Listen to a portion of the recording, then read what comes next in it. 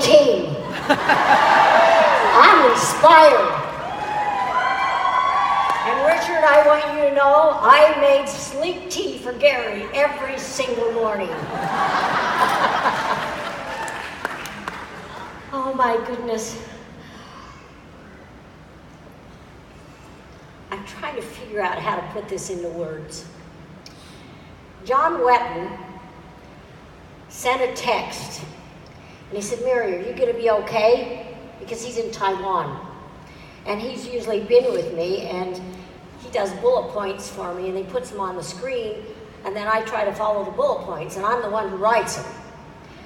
But what happens is when I get up here, I get different feelings from all of you, and so my mind goes in different places, and the screen's going up and down and up and down, and he's trying to find where I am, and he's trying to get me into some place where I can get back on track. And so I'm looking at this screen, and it doesn't say anything but my name. So I'm up here winging it. I'm a true ad-lib.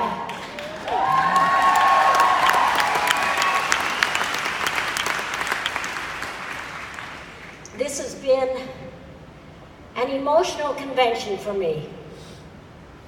Perhaps more so than our grand convention in Salt Lake. Because it was so big.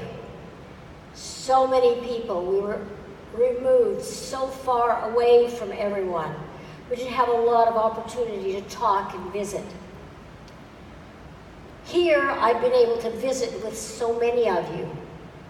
And so many of you who knew Gary, who've known Gary for a long time, who are still crying with me that he's not here. And the beautiful things that have been said about Gary. And somehow I just get attached to all that's being said because I was Gary's wife. And it makes me kind of laugh because he truly was the great visionary. He was a genius of our time. And he had a genius personality. And you know what the personality of a genius is? They're a little bit off the wall. He had so many ideas. And as soon as he had the idea, he saw it in its completion. And the rest of us are trying to figure out how to start, what to do, where to go, where to begin. It was amazing to be with him. It was amazing to live with him. It was amazing to travel with him. I loved sitting down there in the front row and listening to him. He never said the same thing twice the same way. He was so inspired by the audience, and he had so much information that he wanted to share that he just went everywhere in his thought process. And so it was always fascinating and interesting, and he was traveling all over the world, and he came back with fantastic stories and things that were real, things that you don't hear about other people doing. Nobody does what Gary did. Oh my goodness gracious, he was something else. And I'll never forget when he came home from Somalia, and he told me, no, sorry, not Somalia, that's another story. From Yemen, and he tells me the story about this cockroach. And he wrote the story down while he was on the airplane coming home, and he gave it to me to read. And I laughed and laughed and laughed, and I said, oh, Gary, you must write more. Please write more. It's so fun. It's so entertaining. So that's how The One Gift came into being. The One Gift is a historical novel based on real facts, based on things that probably happened in the time of the old caravanners. And the captain of the caravan, he named Shutron. And Shutron is Gary personified. If you read the book, The One Gift, you will know who Gary Young is. It absolutely is his heart and soul. And Aline was the main editor. I did the transcribing, and I did all the editing, and then it went to her, and then it went to Karen Bourne for all the historical editing, and it just went around and around between the three of us, and it is absolutely beautifully written. It is absolutely 100% correct in dates and times and places and all those kinds of things. But he would write and write and write. And then he'd give me what he had written, and I'd sit at the computer and I'd type it. And I would come to the end of the page and I'd say, Gary, I want to know the rest of it. You've got to finish. You've got to write more. And then I'd send it to Allie, and she'd call me and she'd say, Mary, where's it going? I've got to have more. This is too fascinating. Where's the story going? And so it was just a glorious time of excitement and adventure for all of us who were transcribing and editing what was in his head. So I hope that you will get that book and read it. I actually wasn't going to go there, but I just got so excited about it. Gary was a very, very unusual person. He was a man of many facets. And I don't think there's another person like him on the face of the earth, nor will there ever be another person like Gary. And for those of you who had the glorious opportunity to know him personally, those are memories that you can treasure forever. And it is your opportunity to enlighten and inspire those who didn't have that opportunity. We talk about carrying on Gary's legacy. You are the legacy. The essential oils are the legacy. The supplements infused with essential oils are the legacy. It can never die because we never want to be without our oils. Am I right? That's what we are. And like Richard said, we all have a favorite oil. I don't have a favorite oil because I love too many of them. But we cannot all tell many stories about many of our experiences with the oils and the supplements. But I have to tell you, I totally, 100% agree with what Richard said up here. If we are going to reach multi-billions of dollars, if Young Living is going to be the name that people refer to in the network marketing industry, we have to build business. And if you are building a business, that means you are touching the lives of so many more people. You are bringing good. You are bringing opportunity. You are bringing a new adventure, a new life to other people out there in the world who are waiting for you. You are the messengers of this mission. You are the messengers of the opportunity. I can remember back in the early days, everybody thought that I was the smart business person. And Gary was the smart product person. I have to tell you, he was so smart in business. He could run circles around anybody. He could sell ice to Eskimos. He was amazing. And he was so creative in his way of doing things, and he had vast experience in the network marketing industry. He'll tell you about the business that he was in called Providea. It was his first introduction to network marketing. He rose to the top within a very, very short time. He won the car. He qualified for it. The check came. And you know what happened? There wasn't any money in the bank and the check wouldn't clear. Oh, we're just having a few problems with the computer. Don't worry, everything will be okay. Well, it wasn't okay. Second month, third month. And in the end, he took $40,000 of that product to the dump. And that was the end of that network marketing experience. How many of you had an experience like that? I am going to need a glass of water up here. I don't do well in the air conditioning and all the stuff that's going on out there in the air. Ah, yes, thank you, Greg. Bottoms up. I'm going to keep it right here. Thank you, thank you, thank you. No, don't put the lid on it. I might knock it over.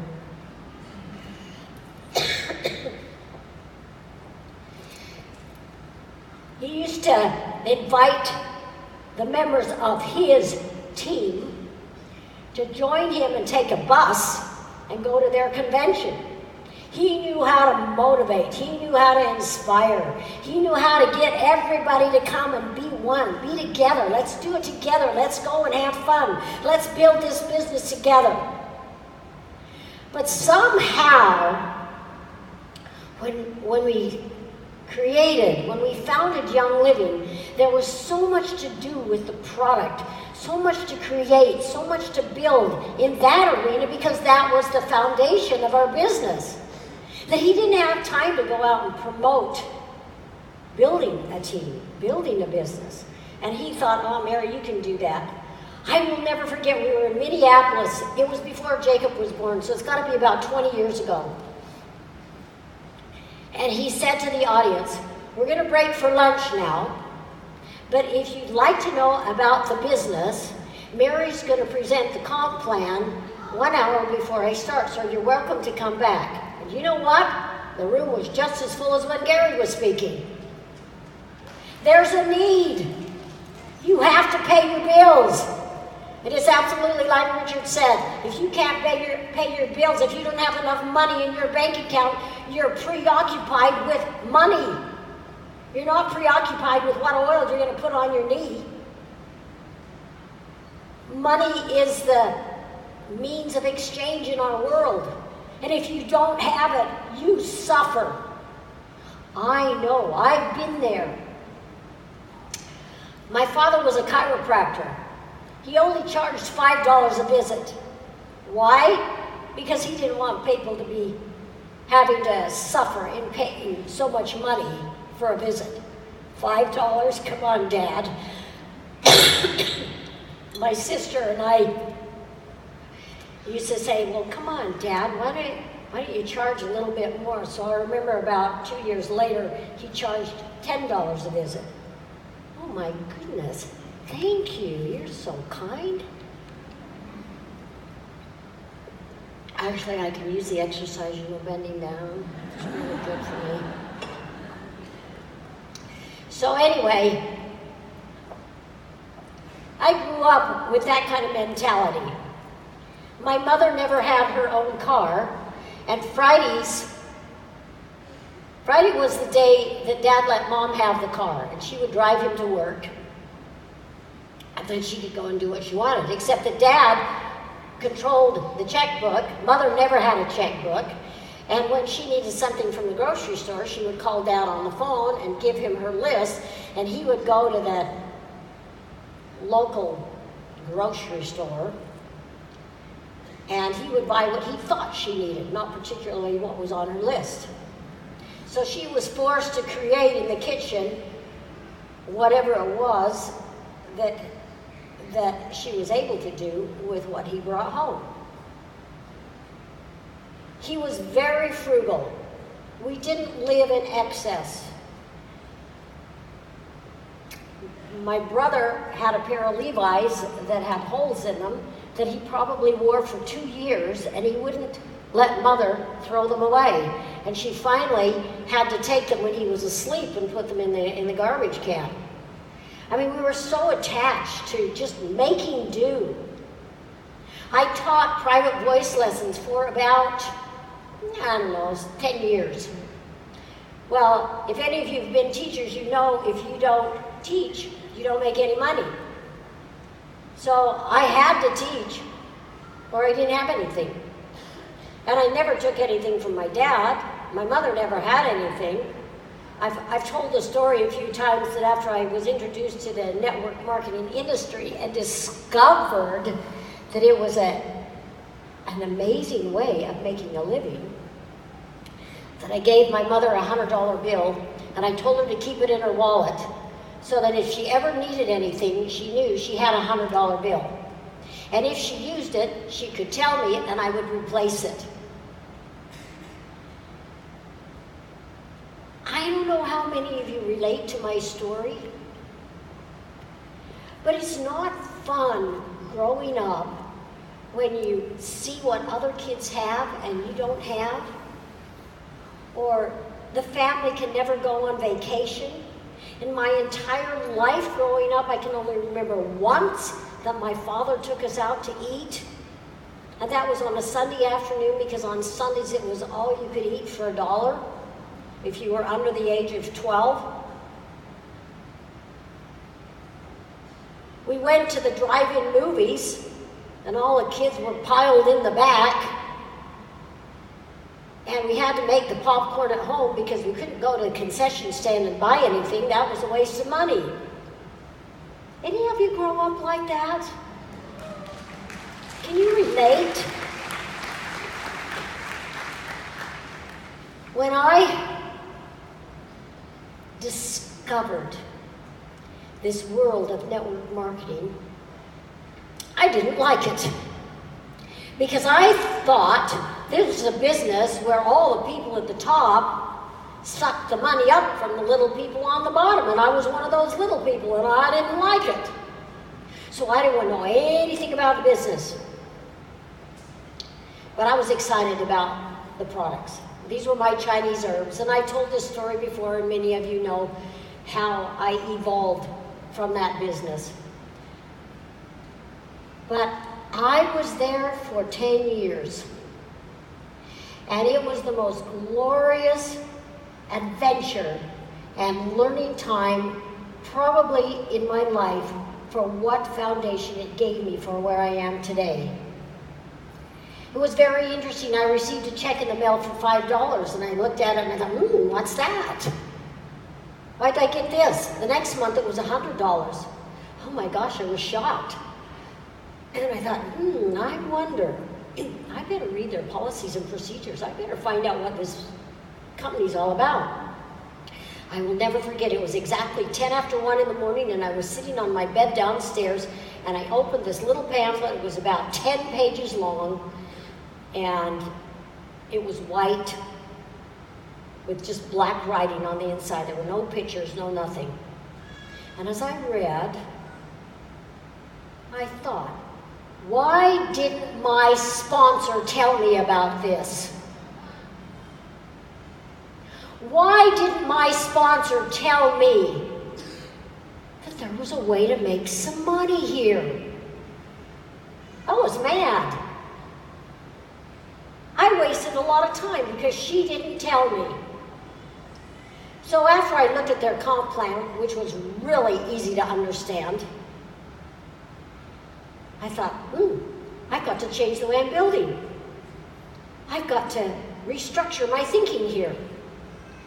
And they also had a car program, and you only needed 4 legs, doing something like $10,000 each, and $1,000 PGV.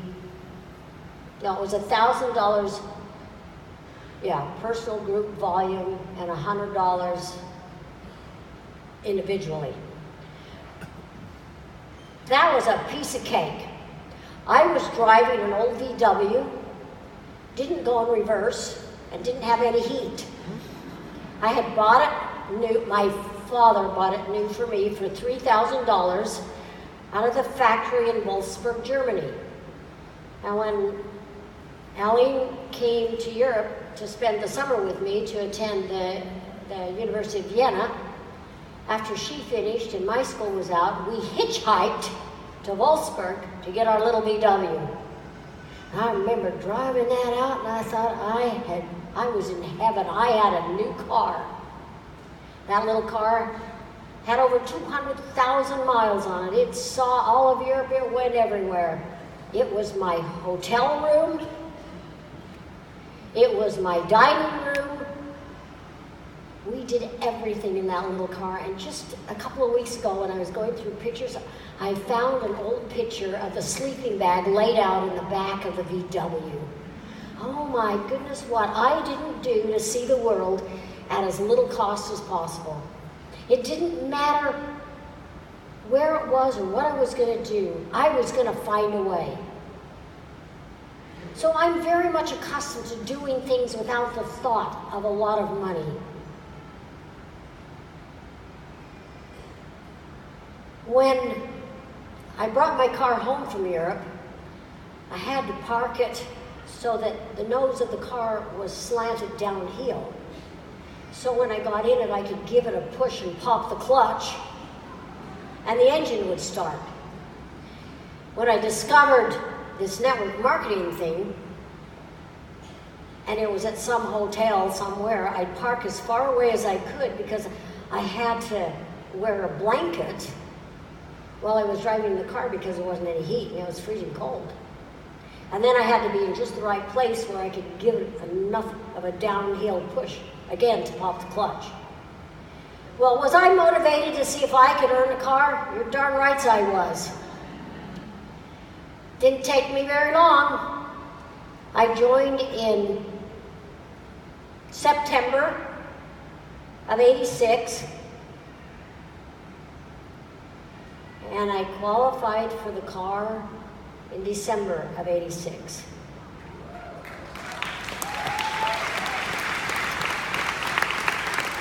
It wasn't that big of a deal. It wasn't that much money, so don't clap.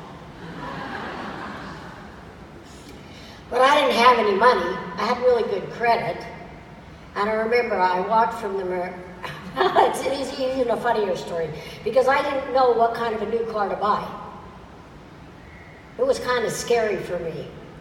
And of course, my inexperience told me to be cautious because I didn't know if I was really going to be successful in this business. Could I really afford such a car? Well, I had a friend who said, Mary, you know, if you buy a Mercedes, it retains its value, and if your business doesn't work, you can sell the car and get out from underneath the debt. I said, well, that makes sense. So I went down to Ken Garf. I bought a little 300 diesel. It was a demo that they used. I walked down to Continental Bank that was 2 blocks away. I went in, got a loan for 7 years, walked back, signed all the papers, and drove out with the car. And when I came home, all my mother could say was, oh, Mary, wow. I mean, it was such a foreign world to us to have things that were deemed expensive, things that were deemed that only wealthy or well-to-do people had. It was a new world for me. And of course, I went to their conventions, and I went to everything, because a good leader goes to everything. A good leader is always there to lead their people. And I didn't go because I wanted to motivate them. I went because they were my friends, because I wanted to hear about their successes. Oh, we had so much fun. It was just a glorious time for me, and I loved my people. And some of them came with me into Young Living. One of them is Marcella Von Hardy. Another is Jean Marie Friedman. Another is Barbara Champion, who's 92 years old, lives in Albuquerque. You know, it's very heartwarming to me to think back on those days. But I will never forget how I used to dream about being able to go to a department store and buy anything I wanted. Oh my goodness, how frivolous was that? But I knew it was never possible, but I used to dream about it. Well, you know what? It is possible. And today I could go and buy anything I want, and you know what? I still love a good sale. I will go to my grave looking for a good deal. There were 4 of us at the Diamond Retreat in Paris. We went 2 years in a row. And I don't know, somehow we just all hooked together. And husbands got to carry the shopping bags, and we just went from store to store to store. We found a place along the Seine that had a lot of really inexpensive clothing and shoes, and they were beautiful. Oh, we had so much fun, and we just bought to our heart's content. We bought till, shop till you drop. Those have been exciting memories for me, because what it represents to me is what this kind of a business did for me. The friends that I have, the opportunity to travel, the opportunity to see other people grow and develop. My greatest reward is to see someone else achieve something they didn't think they could.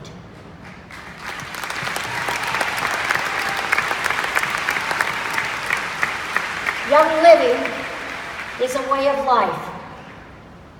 It's a lifestyle. When we were on the cruise, I don't know how many years ago, but Gary and I loved to be on stage together, and we were very funny. Oh, he was so funny. And he put so much egg on my face, and everybody just loved it. I don't know, I was such a sucker for the joke. I just believed so innocently the things he said, and he said it with such a straight face, and then after I bought into it, he'd start laughing, and I knew I was had. But he stood on that stage, and he talked about building a business. He talked about how you can inspire other people, how you can help other people, how you need to speak out, and what money can do in the hands of good people. And you know, once Gary said that, for some reason everybody thought it was okay to build a business. I just don't know, I couldn't figure that out. For some reason people thought the oils were so sacred and so special, we couldn't possibly earn a living off of something of that nature. What do you think God would have you do? Do you think God would like to see you having your income come from selling junk food at the fast food joints? Or do you think God would have you create an income from something you love, from something that He's given to us that belongs to the world?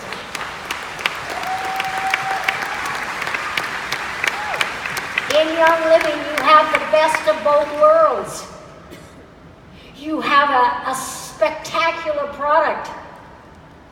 You have what God has given us from that which He has created here on the earth. You have it in its pure form. You know that it's unadulterated. You know that you can take it safely. You know that you can use it with your children. You know the power. You've seen it work in your lives. You've seen it work in the lives of people with whom you've shared it. Well, why not have the same benefit financially? Why not build financial freedom while you build health freedom? They go together. And as Richard said, and he said it so well, oh my goodness, this man is good. I love the way he talks. I resonate so well with his thinking. The more people that we bring into our business, the more people who share that business with us, the more people who we can inspire to go out and build a business, the more powerful Young Living will become.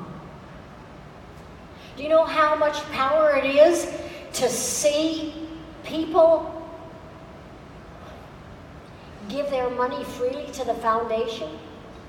To go on service projects in the world? Some people dream of going on a service project, but they never have enough money to do so. You have enough money. You have the potential to have enough money. It's there. All you have to do is take advantage of it. Go for it. Make it happen. Follow the leader, as Joanne's book says. Follow the leader. I mean, Gary had magic in his hands. He could turn real estate, and he could make deals. He could do all kinds of things. He could make money with anything he touched. He was brilliant in creating things for us. And now that he's gone, how do you think he would feel if we didn't go forward and take our message, his message, if we didn't go out and help our fellow men in the world? Gary and I see everyone as equals. You know, the poor little child in Uganda who doesn't have anything, who doesn't have a home, whose parents abandoned him, who maybe has chiggers in his feet and the village doesn't want him. You know, within him resides that spirit, that God-given spirit, that makes him equal. He's not equal in opportunity. He's not equal in abundance. He's not equal in education. But he's equal in some kind of a feeling that he has within his soul. Some desire, something better. Will someone help? Will someone reach out? We are the ones with the abundance. And I know that God expects us to share that abundance to help those who have less than we have.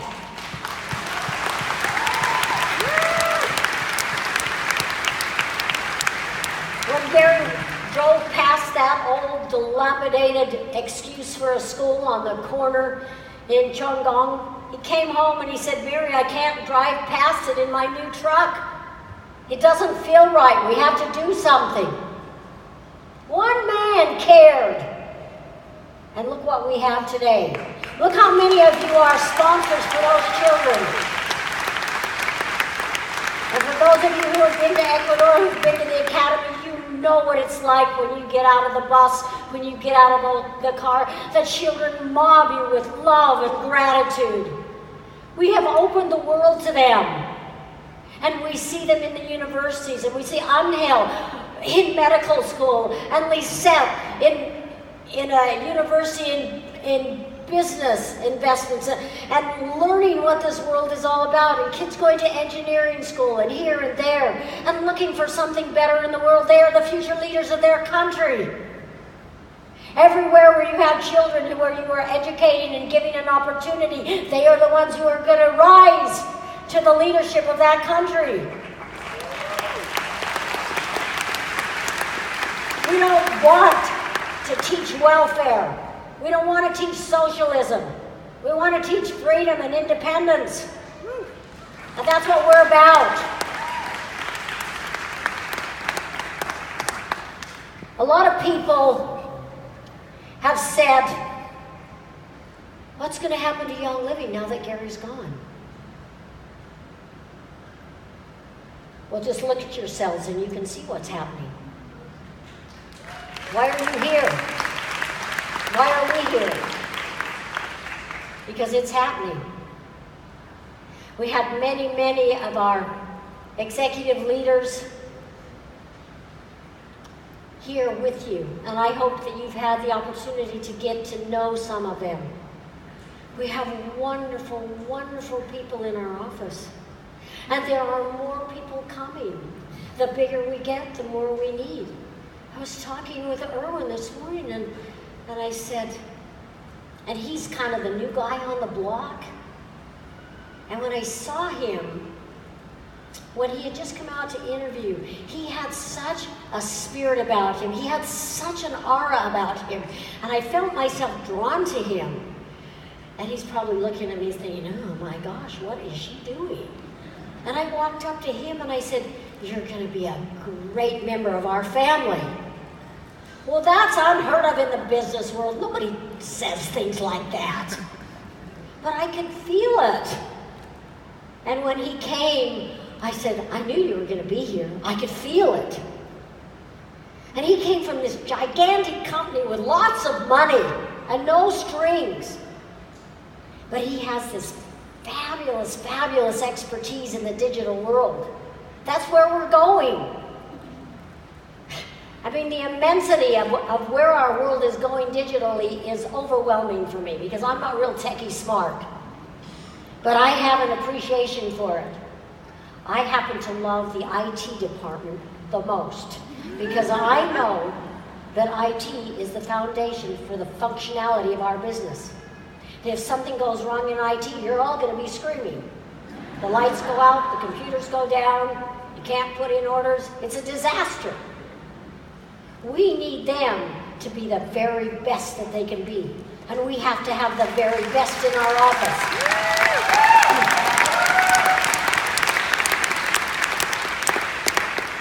There was a time when we were smaller that I knew everybody. I used to walk through IT and say, hey Dan, how you doing? Hey, my gosh, Jade, what are you doing today? Oh, you're back in the server room, huh? How's it going? I just loved it there. And I loved to go through marketing and talk to all my friends. Sometimes I'd sit on the desk and we'd talk and we'd tell jokes and we'd laugh. I can't do that anymore. There isn't time and it's too big. There are too many. I love all the people in will call. Everywhere I go, in every department, I love our people. Because they love you, they are committed. They love these products and they are product users just like you.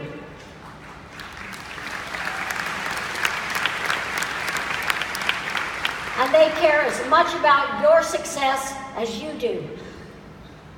And believe me, they work overtime when there's a need. They are always there thinking how they can better serve you. And that brings to my mind something else. My 18-year-old son, Jacob, now works in member services.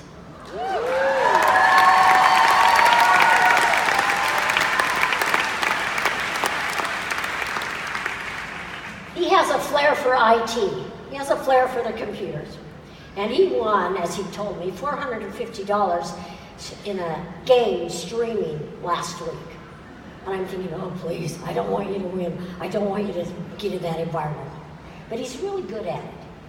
And he was in IT and he'd go there, and we're really close to Joe Walker, who's VP of Operations, and it's kind of like family. And sometimes when you're with family, you tend to not take it too seriously.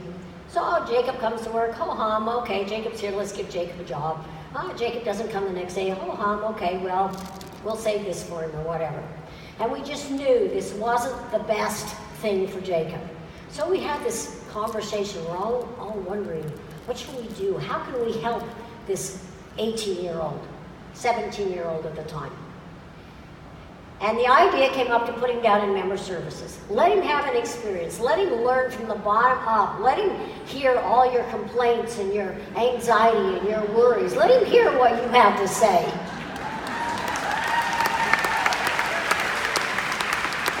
And you know what? He loves it. He loves it. And he is a model employee down there. He's always on time. And the thing that I hear through the grapevine is that he's always very kind. He's very helpful, and he's very respectful. But he comes home, and he has a list of the people he's talked to and all the different things that he's learned, and he asks me lots of questions. Well, he was so frustrated one night, he calls me while he's driving home. He couldn't wait. He said, Mom, I had some lady call me, and I discovered she has 12 entities. I said, what? I said, yeah, she has 12 distributorships and she wanted me to put volume in 4 or 5 of them, and she kept asking me about all these different ones, and I kept saying, well, ma'am, I'm very sorry, but my policy doesn't allow me to do that. And she said, well, I need to uprank in this organization. And he said, well, I'm just really sorry, but I can't do that for you. And she went on and she badgered him and badgered him and badgered him. And he said, Mom, I got so mad, I just wanted to scream at her. Lady, if you had any idea who you were talking to. But he doesn't tell anybody. You would only know it's Jacob if you recognize his big, deep bass voice.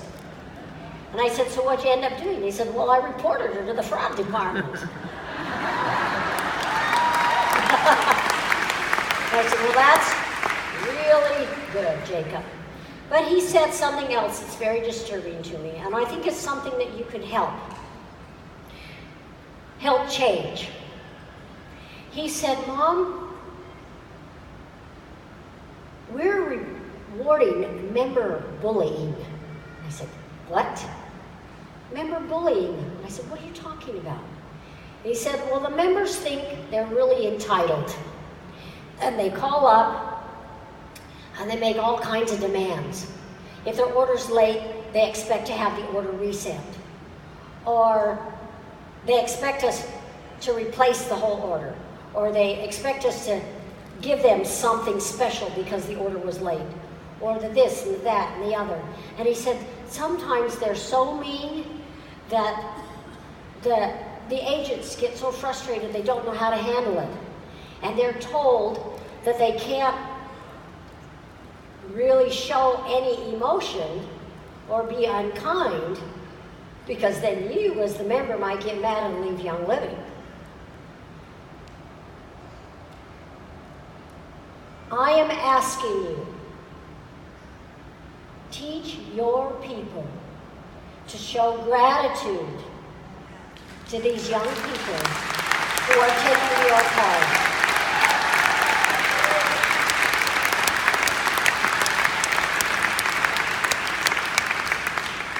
Don't be demanding. Don't put them down. Jacob said there's a young agent, she's probably in her early 20s, she's about 3 or 4 cubicles down from him, and he said she's crying so much of the time because the members are so mean to her. And I said, well, why doesn't she stand up for herself?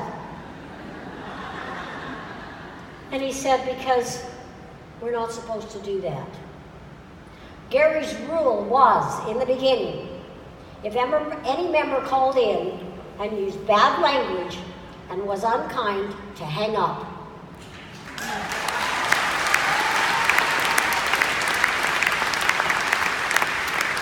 I told that to Jacob and he said, oh, Mom, we can't do that. And I said, well, we'll have to have a little meeting now, won't we? So we're scheduling a meeting next week with Jacob so he can tell what he sees going on. And of course, he's not threatened. He's not afraid. But he's about doing what's right. He wants equality everywhere. I wonder where they get that from. You know, it's remarkable what he has seen growing up, how it's coming out in different ways. But I am so pleased to see him doing that. My little Joseph thinks he's going to be, he wants to be a great soccer player, a famous soccer player like Messi, and make lots and lots of money. And I'd say, Joseph, why do you want to make so much money?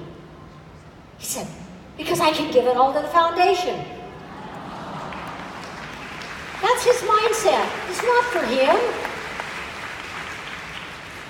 They've been in Ecuador. They've lived there. They've grown up with children who have homes with dirt floors, who don't have many material things. I bought big, gigantic plastic totes for their toys because what you could buy at Walmart for $1.99 costs $15 in Ecuador. It's disgusting, the prices of toys, of clothes, of everything. Unless you buy the absolute garbage that's out there on the streets and then it falls apart the next day. So, my little house at the farm is full of kids all day long.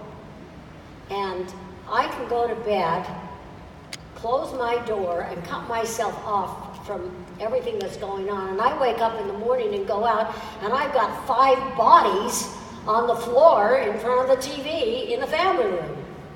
I mean, the kids, they just want to be there. We have a big swimming pool, and it's full of 20, 25 kids. I used to have the baseball team up there.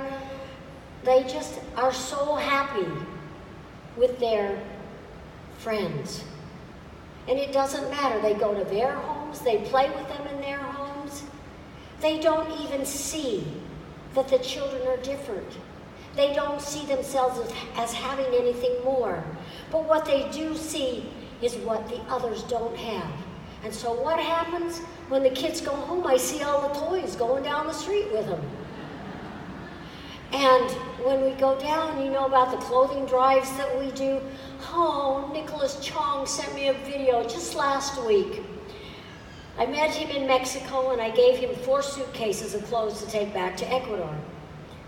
And Gigi's parents are pastors in a little village 2 hours north of Guayaquil. And I said, you know, just make sure all the product gets down to the clinic, and then I don't care what you do with the clothes. Give them to whoever you think is in need. So they took the clothes to the little village, to the church where her parents are the pastors. And he sent me a video of the people picking up the clothes. They were laughing, they were smiling, they were holding them up, they were putting them over their arms, they were throwing them around their shoulders. They were so happy for the clothes that we donated. What a joy to be able to do something like that, to be a part of something like that. That's what we're about. That's Young Living. So besides this problem that you're going to help resolve in member services, I want you to think about what we are as a whole. I don't want you to think about us as individual organizations. Yes, we are individual organizations. We are individual teams. But let's look at it like maybe we're an association. You know, you have lots of soccer teams, but they all belong to the soccer association. So we have lots of teams in Young Living, but we all belong to the big Young Living association. The big Young Living, what are we? Family.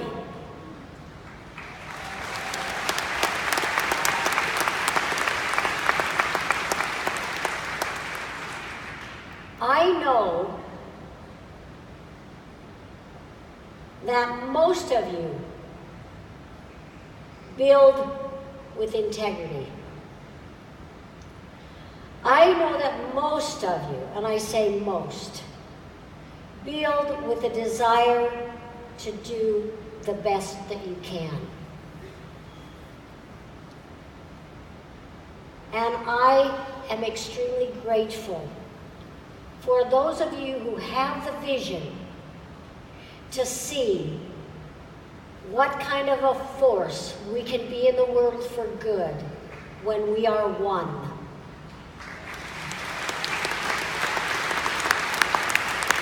But we cannot be one if you are so hung up on just your team and cutting yourself off to those who are also teams in our family. Or if you think you could entice a mover and shaker from someone else's team to your team, called poaching. And it goes on. Sadly, it goes on. You know, there are enough people in this world that we don't need to take someone from someone else.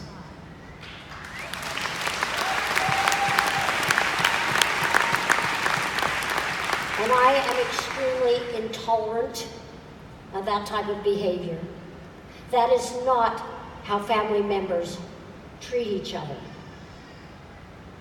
Just think about how you would feel if that were done to you. You know, the golden rule applies everywhere. Think about the golden rule. Think about how you would feel if you were mistreated by someone's lack of integrity. Don't let that be said about you. Don't ever do anything that people can misconstrue and can blacken your name. They think of enough, they create enough in their minds that isn't true. Don't give them truth to deal with. You know, I watched with Gary, and I come back to where I started. What's happening with Young Living? What's going to happen without Gary? Young Living is exploding. If you were in the office and you could feel the excitement, if you could feel what's going on, if you could feel the visionary thought process of everyone trying to make it better, you would be so engaged. You would be so thrilled to be a part of what's going on. I hope some of you are having the opportunity to get to know Mike Green. Mike Green is the head of IT. And he's come into he's gotten on the Titanic, which is trying to turn around in the channel. Do you get my drift? Do you understand what I'm saying? Our need is so great and we are so big. And there is so much that needs to be done. I wonder if Mike even sleeps at night trying to think of all the things that he's going to fix and how he's going to fix them. I marvel, again, I always come back to IT, I just marvel at what they do. My great friend Joe Walker is the VP of IT Operations, and he happens to be here at this convention. Travels all over the world. He's the one who figures out where the cables go, how they hook up, all the wiring and all that kind of stuff. I can't even begin to think about that sort of thing. It makes me dizzy. Gary and I went down to the new call center. Big, beautiful building. We have about 800 employees in that call center in member services. And there's a room in the back, a server room with hundreds and hundreds and hundreds of wires going everywhere. And Gary and I were giving the grand tour, and Joe was with us, and of course Gary said, "Joe, what would happen if I pulled that plug?" And he said, "Gary, I don't think I'd do that if I were you." You know, just to create a picture in your minds. Joe built that. He did it himself and saved Young Living tens of thousands of dollars because he had that ability. Oh, we are so blessed. And now we have Sarah. Sarah is the head of Young Living Beauty Essentials. You know, I've been looking for her for the last several years. And here she is. And she's fun. She's exciting. She's having a blast. And she gets it. She's been on both sides. She's like me. She was on the member side and on the corporate side. She knows how to put it together. She's going to do great things for all of you ladies out there. And some of you men, too. Yeah. We have great leadership in Young Living. Jared Turner was probably one of the closest individuals to Gary in those last few weeks. He was close to Gary for the 5 years that he's been with Young Living. He traveled the world with Gary. He loved Gary, and Gary loved him. Gary would light up when Jared came, and Jared came almost every day to see him. Do you think Jared's going to let anything happen to Young Living?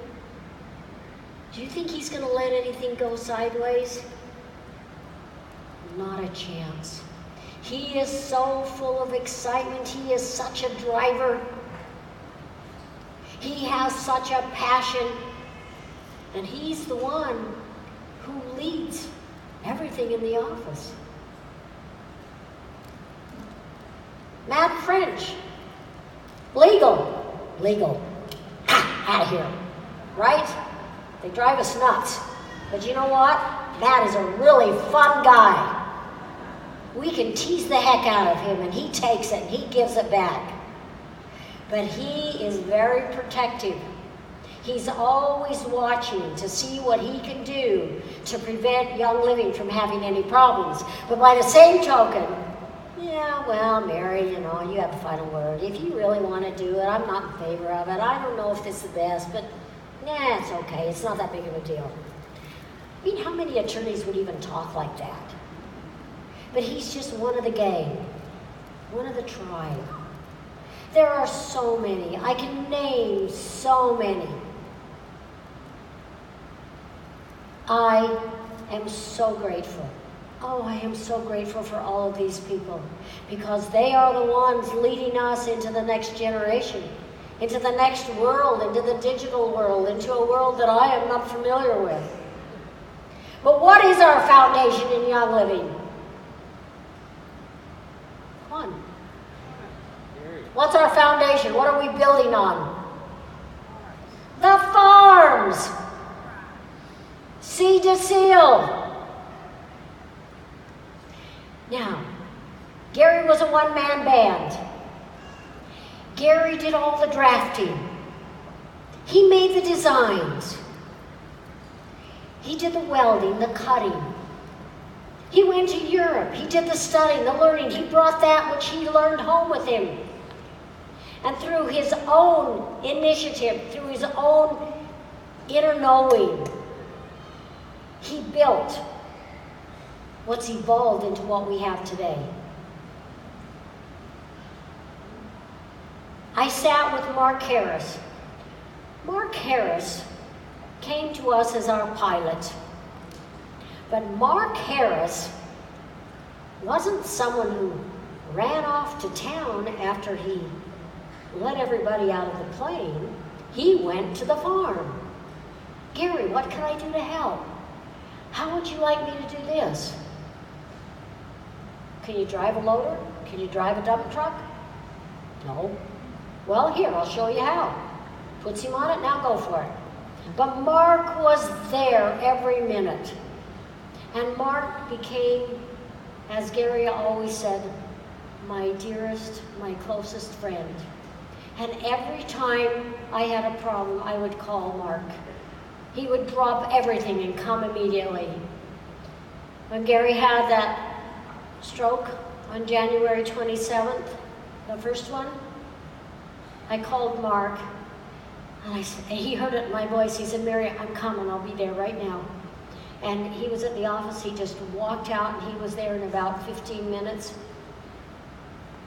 He rode with Gary in the ambulance to the hospital so I could bring the car down, the oils, and all the things that we do. But Mark he became so involved. He became such an integral part of the farming. He was at Gary's side for the entire building of Fort Nelson. And I sat with him last week at the kitchen table in Alpine, and we talked about all the things that are going on. And he said, Mary, I want to lay out my plan for you.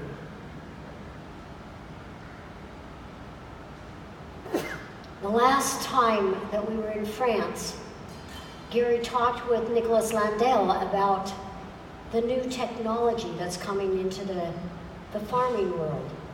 The technology of having the cooker out in the field where you chop the plants, where you loaded them directly in to this box, and then you drove it up to the distillery and hooked it up with a tube and funneled the steam in. Much more efficient, much more time saving. And he said to me one day, Mary, we need to move in that direction. We need to increase our efficiency with the new technology. And Mark started telling me all about what they're doing to grow in the technology, in the efficiency of farming and distillation. We have engineers that he's hired at the farm in Mona. We have David Little, who's an agronomist, who many of you have heard him talk, and he loved Gary so much. He learned so much, and he's taking what he learned and he's carrying that on in the growth and the perpetuation of the crops. We are doing great things with the farms. We are growing in our efficiency with partner farms. We are traveling all over the world looking for people who want to join with us, who want our standard, who want our help in increasing their production and their perfection of their ability to distill. They're coming to us now because they see we are the world leader. We are the only ones in the world who can make the claim to seed to seal. The only ones.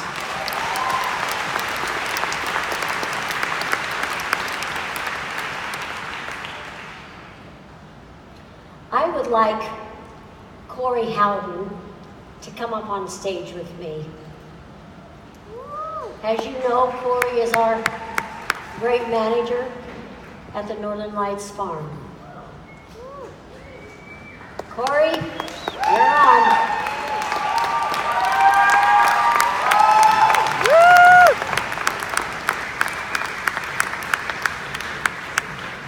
I told Corey I wanted to use him as an example, but I didn't tell him how. So he's going to pick it up from where I leave off.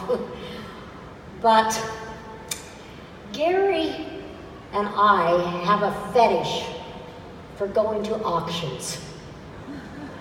We built the Mona Farm going to auctions. The largest farming equipment auction south of the Mississippi, or I should say west of the Mississippi, is in Grand Junction, Colorado. And it's always the first week of March. And it's very cold and miserable. But we would go. And Gary, he had such a knowing about equipment. He could look at it and he could see if it's worthwhile.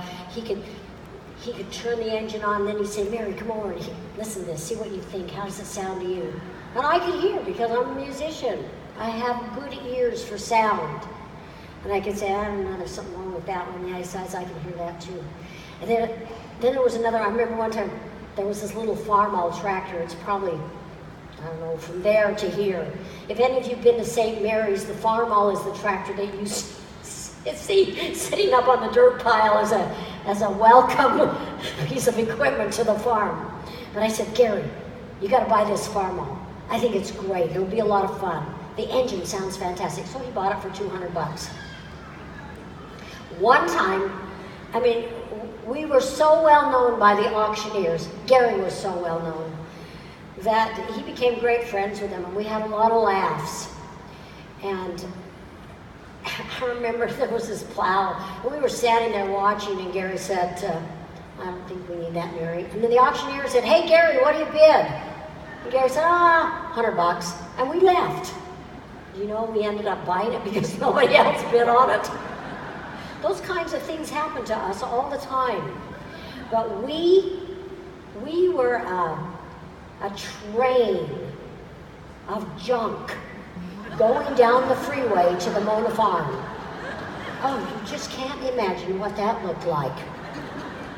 Gary bought his first semi, an old Peterbilt, for $3,500 for the first time after his accident at that auction. Oh, he was so happy. He was like a kid in the candy store. And he'd be driving down the freeway past us, blasting the horn, and then he'd go up on the hill and he'd sit there and he'd wait for us as we all came puttering down, you know, in our vehicles. I mean, there were 7 of us at that time. My mother was driving a silly old motorhome that wouldn't go over 50 miles an hour, and we were all frustrated because she was so slow.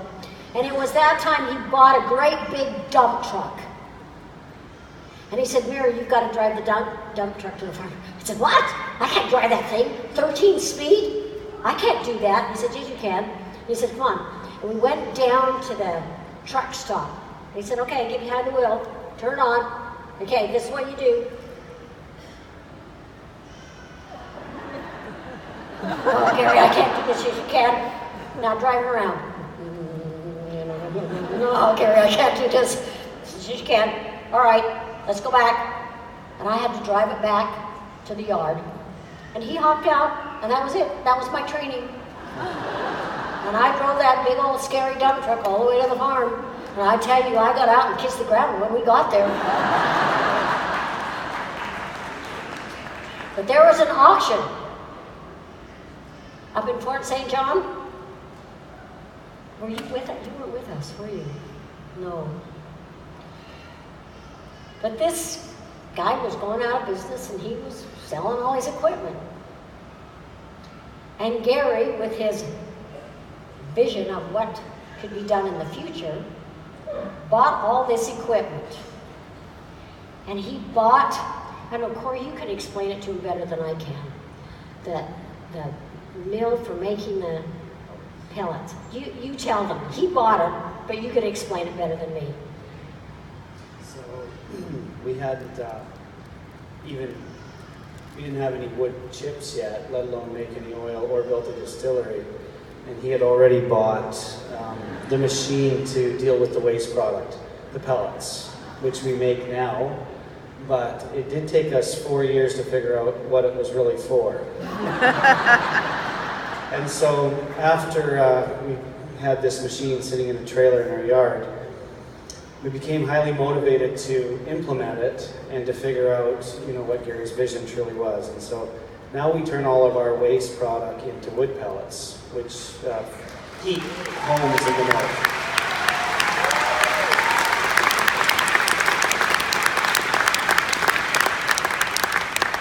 I wanted Corey to come and tell you that because that's a prime example of how we are expanding, how we are growing, how we are moving into the future.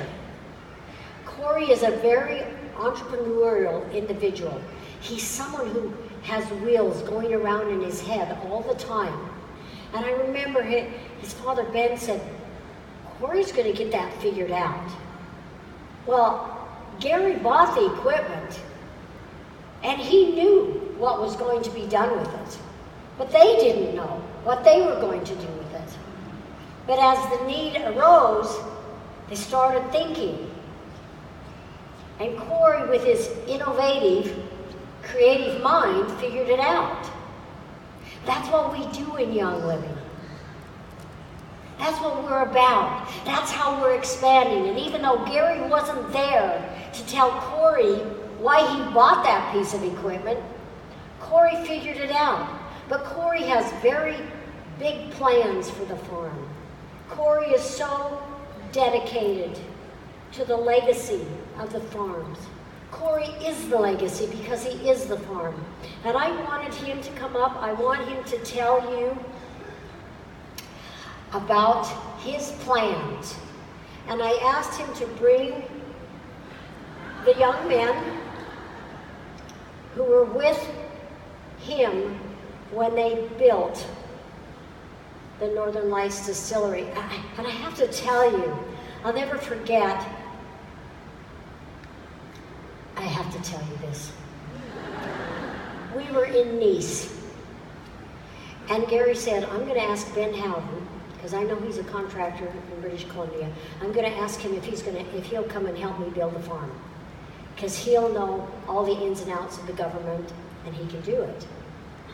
So he talked to Ben, and then on the side, Ben comes to me and he says, Mary, I'm a little nervous about this. I don't know if I should do this.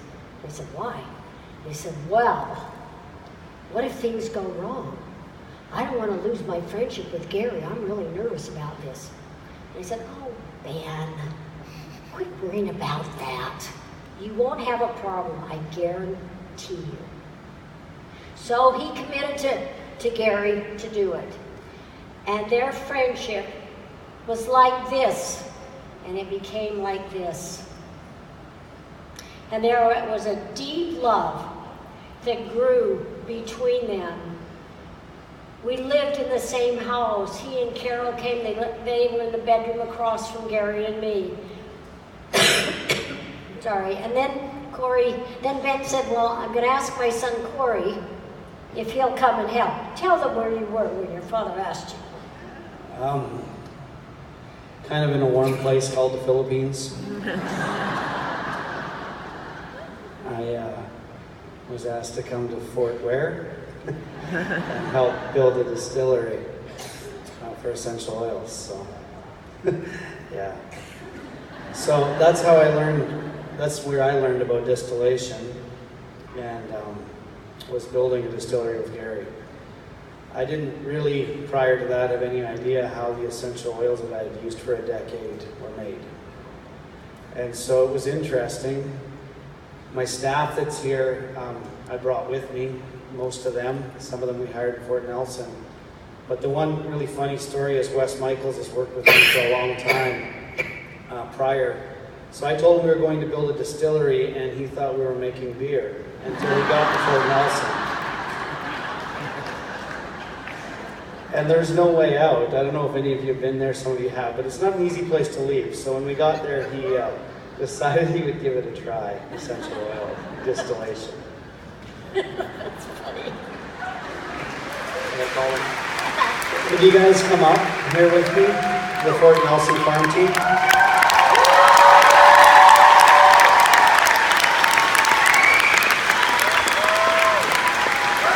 So I should fill the space a little bit. And these guys work side by side in the bitter, harsh cold of the winter in Fort Nelson and Gary.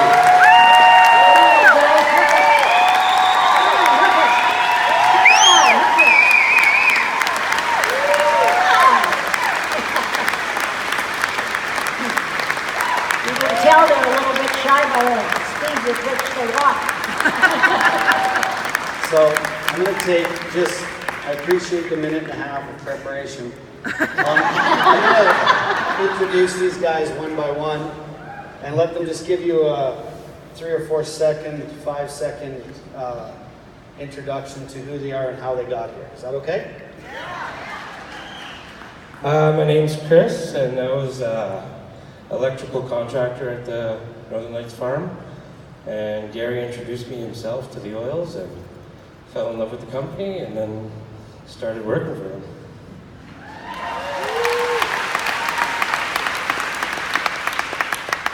I'm Wes Michaels. I started at the Northern Lights farm as a carpenter, tying rebar and placing concrete. For the most part, I've set down my hammer for a gas chromatograph. It's the kind of opportunities that come up to wear more than one hat. He was right about the misunderstanding about what kind of distilling we were doing, but it was actually after the ferry had left the dock and I looked behind and it was way too late. But I am more than happy and glad to be a part of this team that we have here. It's replaced everything that was missing out of my life with something way greater than I am, and it's constantly giving back to me every day.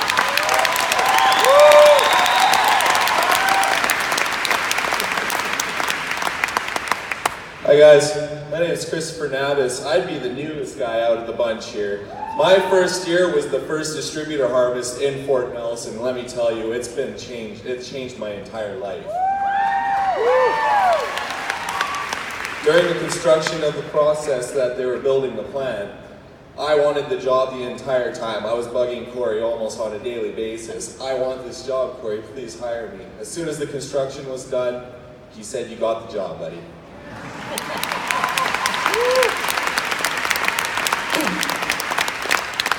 My name is Clay Southwick.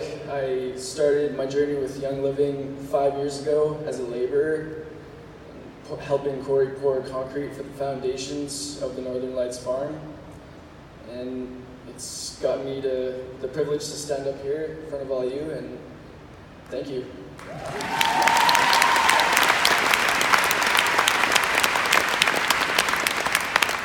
Hi, my name is Dylan Rio. I've been with this company also for 5 years. I started with Clay, and I've been working alongside Corey and Wes and the rest of the guys on the stage. And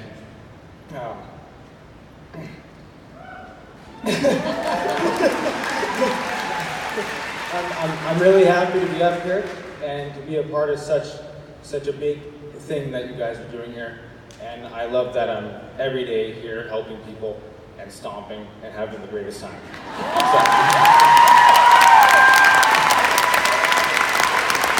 Hi there, my name is Kevin LaRose. I'm the chief engineer, boiler operator of the Fort Nelson farm. I started there basically as soon as they needed steam to distill the oils. Yeah. That's right.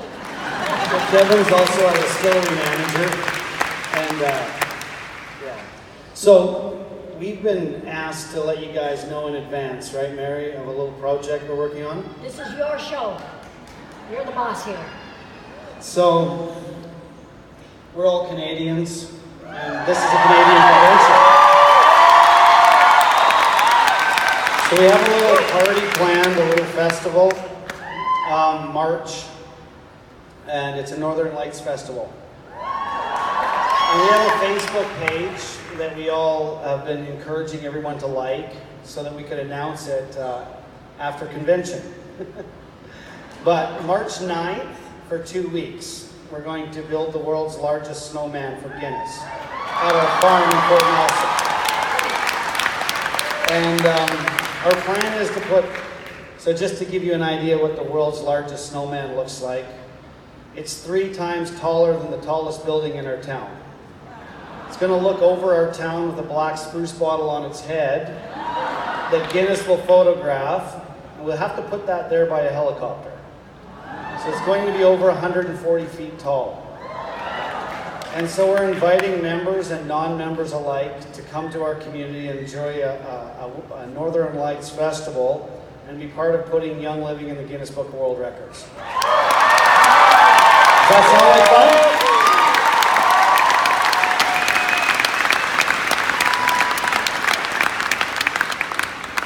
fun? And I hope you guys can understand the experience of being put on the spot.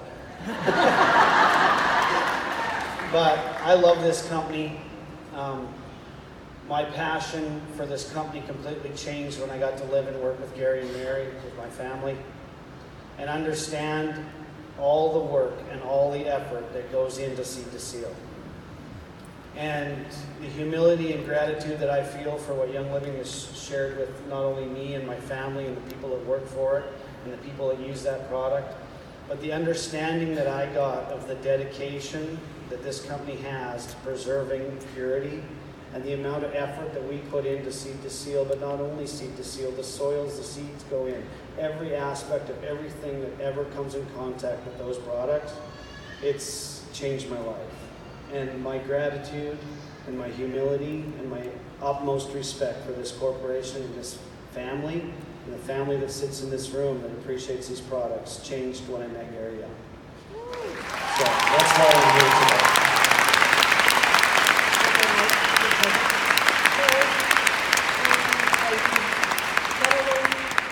Thank you so much for being here. I wanted them to come on stage because they don't get to walk across stage and get awards like you do. And they don't get the recognition. You don't know what they do, but I know. And I know how dangerous the work can be. I know how hard it can be, challenging. And they give their heart and soul to provide Young Living with the most precious, beautiful oils that Gary gave his life for. So I cannot express my gratitude enough to all of you. You are very important to us. Thank you.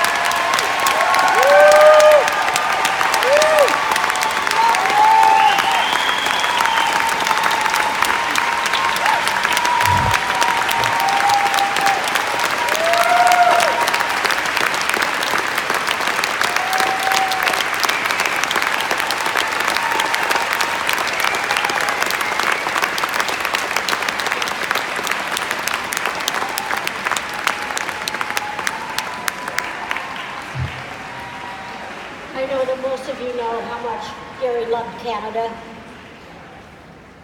He spent many years in Canada. He had the terrible accident up in Quesnel in the mountains. He learned to walk again. He had a dramatic experience here in Canada. He has lots of funny stories that he tells. He even tells a funny story about when he started to drive truck again. And he was driving a load, I don't know, corn or something from up north through Vancouver to the state of Washington. And I wish I could tell you the details, but it's so funny when he told it, and he could hardly tell it because he was laughing so hard. But he went down through this tunnel, and as he was driving through the tunnel, he hears this noise. And the drag became greater on the truck, and he slowed down and he couldn't go any further. And he hops out, and he sees that his load was so big that he had taken off all the lights and everything on the top of the truck, and it was stuck in the tunnel. And he said it was all over the news, the police, everybody was there. It was a huge deal, and the tunnel was closed for half a day. But he had to lower the air out of the tires and creep out of that tunnel. But he just thought that was hilarious. So that was my Gary.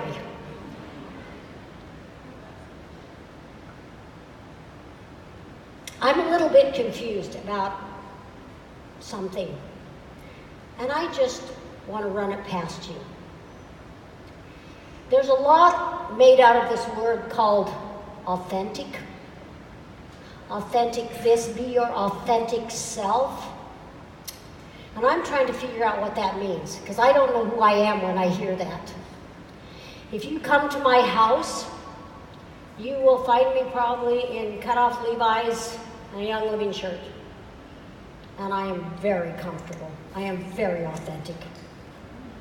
And I love to go barefoot. Very authentic. I love the stage. I love to perform. I love to dance. That's very authentic for me too. I love to teach. I love to be with people. I love to dress up. That's very authentic. Gary often bought jewelry for me.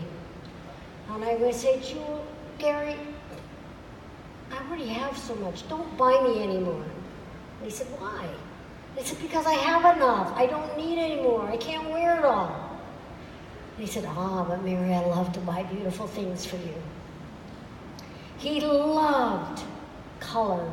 He loved symmetry. He loved beautiful things. He bought me many dresses. He bought me cowboy boots. He bought me a cowboy hat. And he bought me jewelry. He bought me this necklace that you can see. This is the first time I've ever worn it, and he bought it about 5 years ago. I'm going through my drawer, and I'm seeing all these things, and I'm thinking, I'm going to wear the things that Gary bought me. And maybe it's a little ostentatious, but I don't care. So I'm thinking about this word, authentic.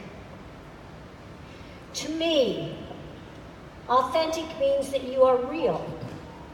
And I believe that a lot of people haven't figured out how many facets of their real self exist.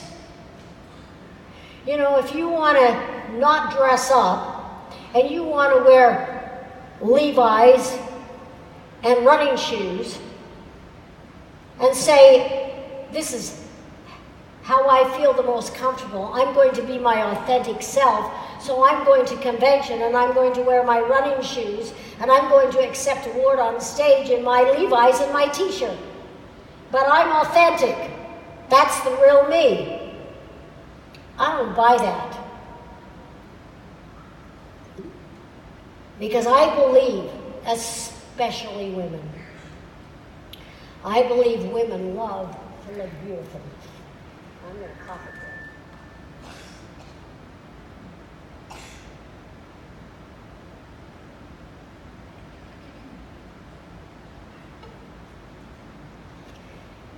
Why do you think we're growing in cells with Savvy?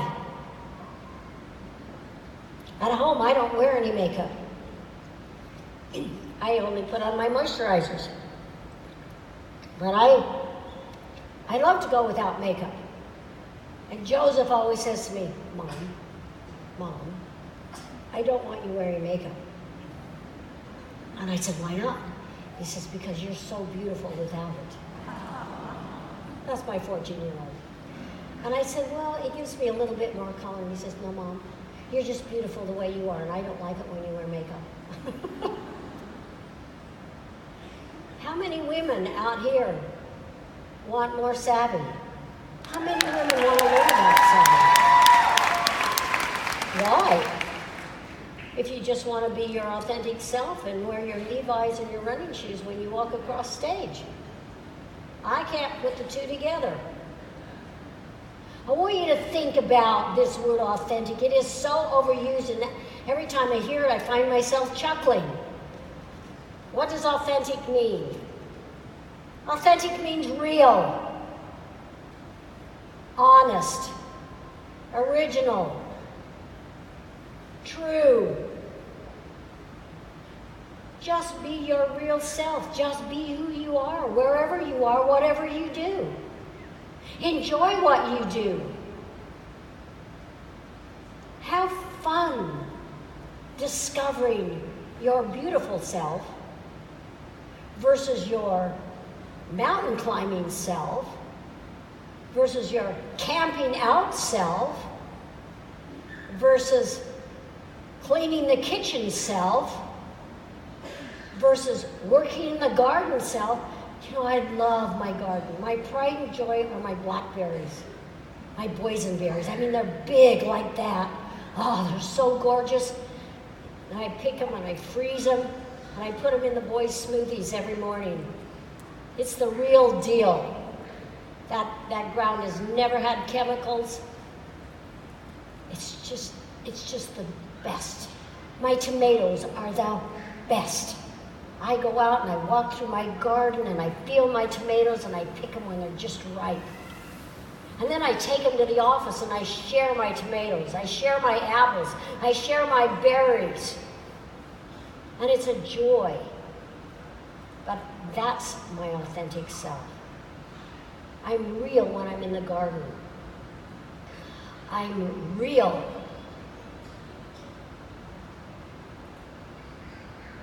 when I'm thinking about getting on a horse and riding up the mountain with Gary. What are you afraid of, Mary? There's nothing to be afraid of.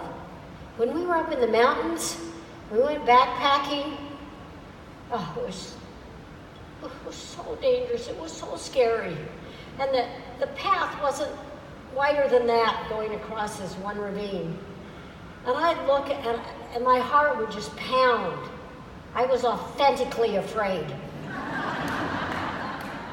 So I learned to trust the horse because I knew the horse wasn't going to step off. So I just hung on and closed my eyes and let the horse go till we were on the other side. And Gary, he just looked back and laughed at me. He was always laughing. Don't be afraid to discover your authentic self in a different way. Learn about how you can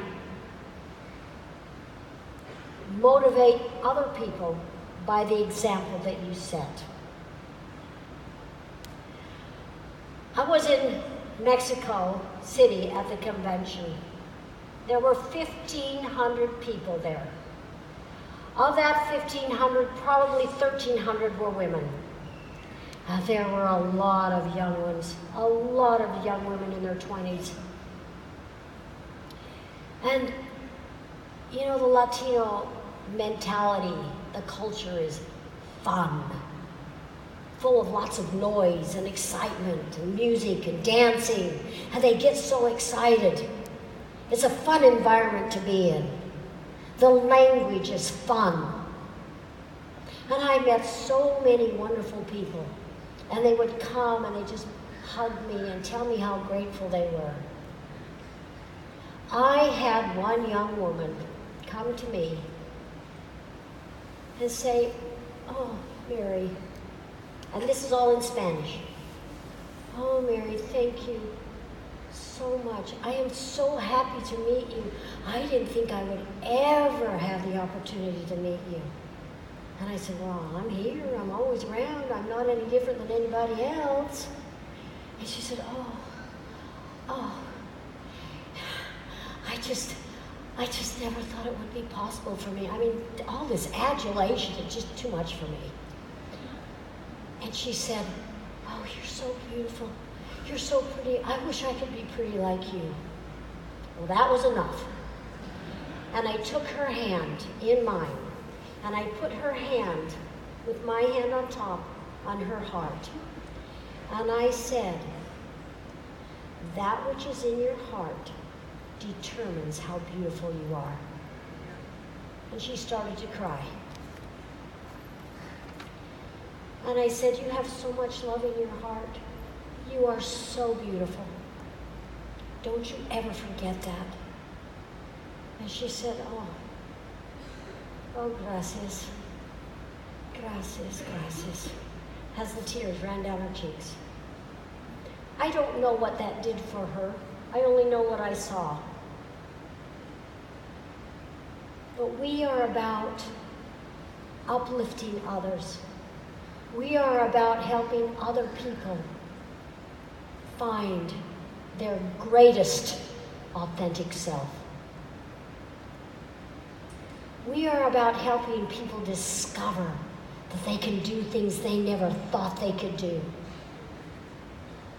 We are about helping people be successful in their desire to do something better. Can you imagine 1,300 women in Mexico with their own businesses, with their own income? You know, that is not the life of a Mexican woman. They have been relegated for hundreds of years to cook and clean and take care of the children. They didn't have their own life, their own personalities. They were completely dependent upon the man. I believe that we are going to change the economy of Mexico. I believe they are going to do great things because they see their own identity. They are finding out who they are. They are finding their real, authentic self. And they are excited. It's no different here. It's no different in Croatia. It's no different in Belgium. It's no different in Germany. It's no different in Singapore. It's no different in China. It's a glorious opportunity that we have to lift one another,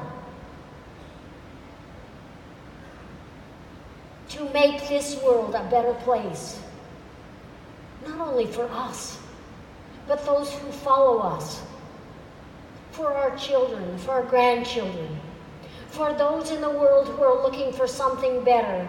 There are people everywhere in the world who are waiting for you to come and tell them about this opportunity for health and this opportunity for wealth. Be that messenger. Don't let them down.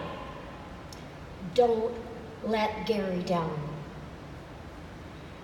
And be an emissary, be an example of the God that we all worship and love, who has given us this opportunity.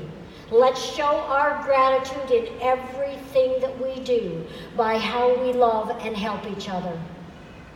As I said the last time I was on stage, and you can write this down, I don't care what rank you have, how much money you have, where you live, what kind of car you drive, where you buy your clothes, how sparkly you look, how sophisticated you look, how suave and debonair you are. None of that matters to me. That does not define you as a leader. What defines you as a leader is how you make someone else feel.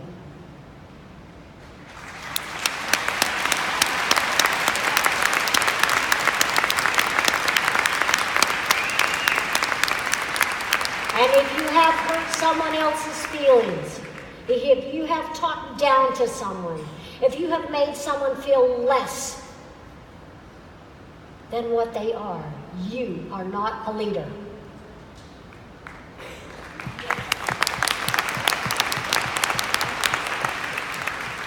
I believe in you. And you all know how much Gary believed in you. Gary believed so much in you that he couldn't stop what he was doing. He couldn't stop making Young Living bigger and better. He couldn't stop creating formulas. He couldn't stop building farms. He couldn't stop traveling the world in discovery of things that were new and great that he could give to you. All of those things the wolfberries, the einkorn, all of those things were discoveries that he found to bring to Young Living. We are blessed that he loved us all so much.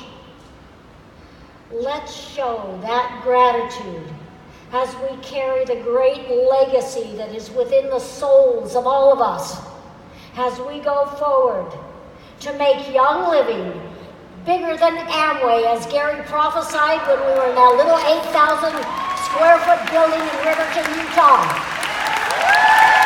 I love you.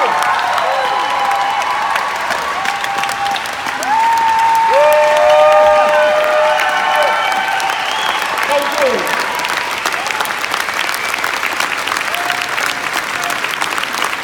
Now I want to express my gratitude to Lori and her team, because they are the ones responsible for making this such a great event. Lori, will you come out here with me?